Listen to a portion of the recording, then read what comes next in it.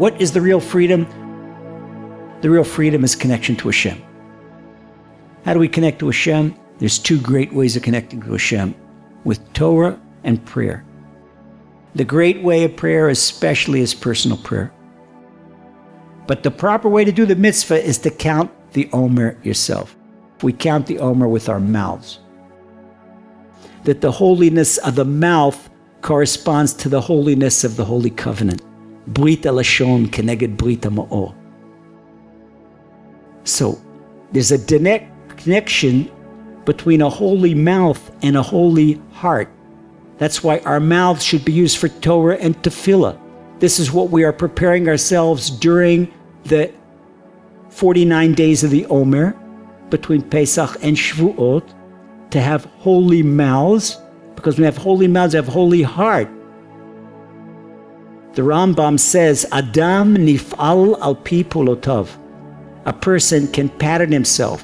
When you learn athletics, suppose you learn hand-to-hand combat, and you learn a new move in Taekwondo. It's very unnatural, but after you do it 1,000 times, it's natural.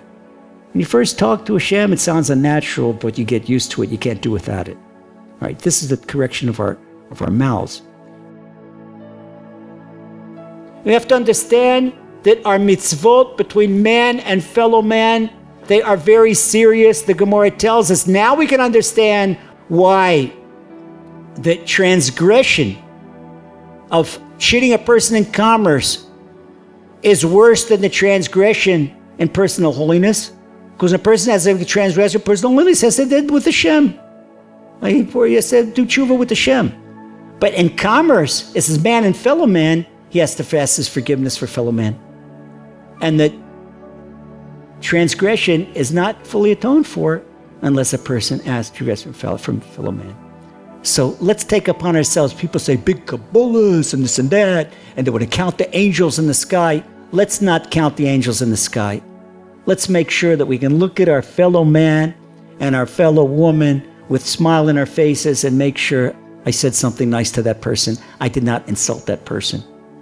If we could go into Shavuot and every single Jew could tell himself, I did not insult a single other Jew in the world, you know what's going to happen? Hashem is going to build Beit HaMikdash and big ingathering exiles and Mashiach right here in our rebuilt holy land of Israel, speeding our days. Amen.